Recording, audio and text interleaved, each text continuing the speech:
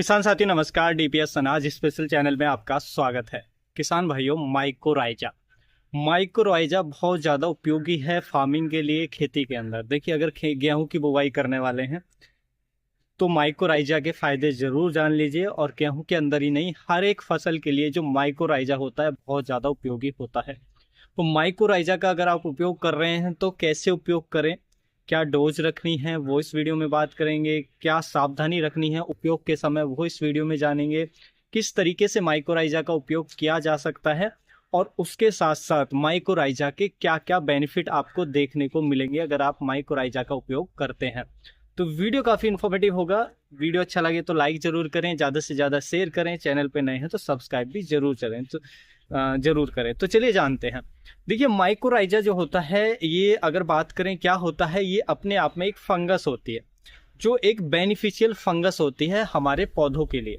देखिए, फंगस दो प्रकार की होती हैं। एक हानिकारक फंगस जिनकी वजह से रोग आते हैं, एक बेनिफिशियल यानी कि लाभकारी फंगस जो हमारे पौधे को उसकी ग्रोथ में और उसको रोगों से बचाने में हेल्प करती हैं, यानी कि पौधे के ओवरऑल डेवलपमेंट में हेल्प करती हैं। उनको हम बेनिफिशियल फंगस कहते हैं। तो माइक्रोराइजा जो है इसी तरीके की एक बेनिफिशियल फंगस होती है।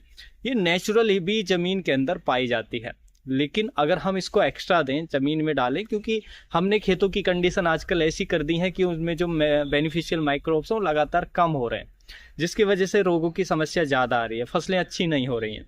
तो वहीं पर अगर आप माइक्रोराइजा का उपयोग करते हैं तो ये बेनिफिशियल फंगस क्या काम करेगी, ये अपने आप को देखिए पाउडर फॉर्म में मिलती है और दानेदार फॉर्म में मिलती है। किस फॉर्म में कैसे यूज करें वो आगे बात करेंगे। तो अगर आप इसका उपयोग करेंगे तो ये जमीन में जा करके अपने स्पोर्स वहां पे डेवलप करती है, यानी कि अपने आप को डेवलप कर लेती है, कोक जाल बना लेती है। और ये जो हमारे पौधे की जड़ें होती हैं, जैसे आप गेहूं की फसल लगा रहे हैं या कोई और फसल लगा रहे हैं, उसकी जड़ों से एक संबंध बना लेती है, यानी कि उसकी जड़ों उससे चिपक कर और अपने आप को दूर दूर तक फैला लेती है। उसके बाद इसका ये फंगस का काम होता है कि ये जो हमारी फास्फोरस आप सब जानते हैं कि वो इनसॉल्युबल फॉर्म में ज़्यादा चली जाती है। जो फास्फोरस है यानी कि फिक्स फॉर्म में चली जाती है, जिससे पौधे को उपलब्ध नहीं हो पाती है। ये उस फास्फोरस को सॉल्युबल बना करके हमारे पौधे को उपलब्ध कराता है। अगर आप इसका उपयोग करते हैं तो फास्फोरस का अपटेक 20 to 40% तक इजी बढ़ जाता है, यानी कि फास्फोरस इजीली हमारे प्लांट को मिल पाती है। जब फास्फोरस अच्छे से मिलेगी तो पौधे का डेवलपमेंट अच्छा होता है। तो ये फास्फोरस के अपटेक को बढ़ाता है। फास्फोरस प्लांट को देने में, न्यूट्रिशन को दिलाने में हेल्प करता है। उसके साथ साथ जिंक को पौधे को अवेलेबल कराने में हेल्प करता है। उसके साथ साथ और भी जो आयरन है और भी अन्य सूक्ष्म पोषक तत्व उनको दिलाने में हेल्प करता है। ये जड़ों से जुड़ करके और अपने आप को दूर दूर तक फैला लेता है, यानी कि जहां तक जड़ें भी नहीं जा पहुंचती हैं वहां तक उससे ज्यादा एरिया में अपने कोक जाल को फैला लेता है, जिससे ज्यादा एरिया से न्यूट्रिशन हमारे पौधे को ये ला करके और जड़ों तक पहुंचाता है, जिससे पौधे को मिल पाते हैं। तो इससे क्या है कि पोषक तत्वों का जो अपटेक है वो बढ़ जाता है फसल के अंदर, और फसल जो पोषक तत्व अच्छे से मिलेंगे तो फसल की जो ग्रोथ है अच्छी आपको देखने को मिलेगी। तो ये बेनिफिट आपको देखने को मिलता है जब हम इसका उपयोग करते हैं। उसके साथ साथ देखिए, दूर दूर से पानी को भी पौधे को उपलब्ध कराता है। अगर आप ऐसी जगह पे अगर फार्मिंग कर रहे हैं जहाँ पे पानी की कमी है, कोई भी फसल ऐसी उगा रहे हैं जहाँ पानी की प्रॉपर व्यवस्था नहीं है, तो ऐसे में माइक्रोराइजा उपयोग जरूर करें, क्योंकि ये स्ट्रेस नहीं आने देता है, क्योंकि ये बहुत गहराई तक दूर दूर तक अपने स्पोर्स फैला करके और दूर दूर से जो पानी है उसको पौधे को उपलब्ध करा देता है, जिससे पौधा सूखे की स्थिति में भी अच्छे से सर्वाइव कर पाता है। तो ये भी बेनिफिट हमें इसका देखने को मिलता है। उसके साथ साथ ये हमारे पौधे की जड़ों पर जो हानिकारक फंगस है उनका अटैक नहीं होने देता है, क्योंकि ये अपने आप ही वहां पे डेवलप कर लेता है, तो और फंगस को डेवलप ही नहीं होने देता है। तो इससे जड़ जो है वो फंगस फ्री, जैसे अभी रूट रॉट की, जड़ गलन की समस्या गेहूं में, अन्य फसलों में आती है, तो वो समस्या हमें नहीं देखने को मिलेगी। उसके साथ साथ अन्य कीटों से भी, जैसे नेमाटोड से भी सुरक्षित रखने का काम ये करता है। तो ये सब बेनिफिट देखने को मिलता है अगर हम माइक्रोराइजा का उपयोग करते हैं। न्यूट्रिशन अपटेक अच्छा होता है, रूट पौधे की हेल्दी रहती है, पौधे को न्यूट्रिशन प्रॉपर मिलता है, पौधे की बढ़वार अच्छी आती है और पौधा कम पानी में भी अच्छे से सर्वाइव कर पाता है, यानी कि हमारी फसल कम पानी में भी बेहतर हमें देखने को मिलती है और भी बहुत तरह के तनाव से बचाने का काम करता है।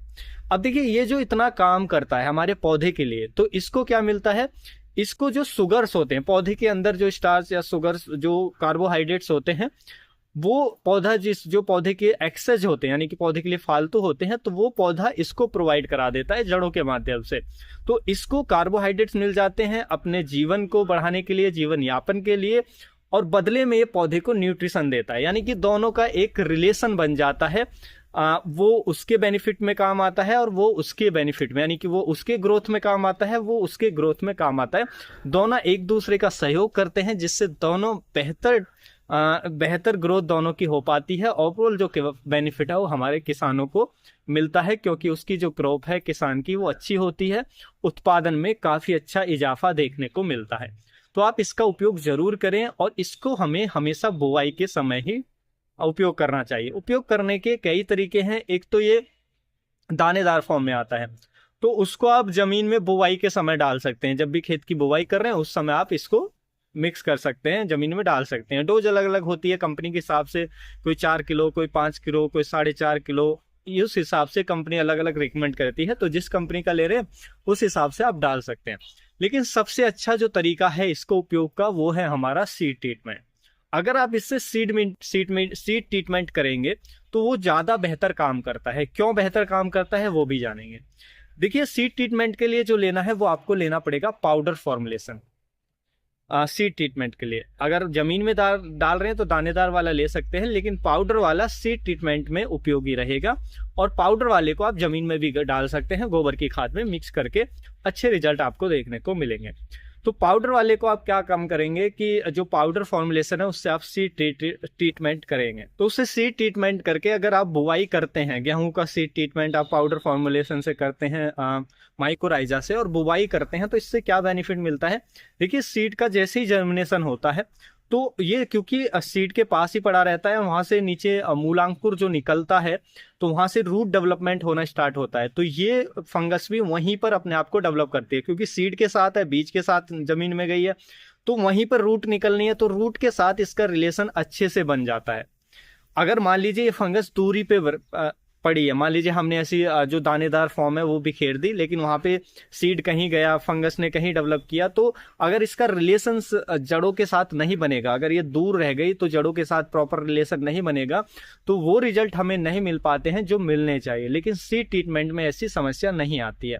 तो बीज उपचार करके, या आप नर्सरी लगा रहे हैं बहुत सारी फसलों की, तो नर्सरी को उपचार करके आप लगाते हैं तो उससे बेनिफिट मिलता है कि डायरेक्ट ये कांटेक्ट में जड़ों की में रहता है, इसका रिलेशन बन जाता है और अपने आप को विकसित कर लेता है, जिससे इसके जो रिजल्ट है काफी बेनिफिट किसानों को काफी अच्छे देखने को मिलते हैं। काफी ज्यादा इसके बेनिफिट किसानों को फिर देखने को मिल जाते हैं।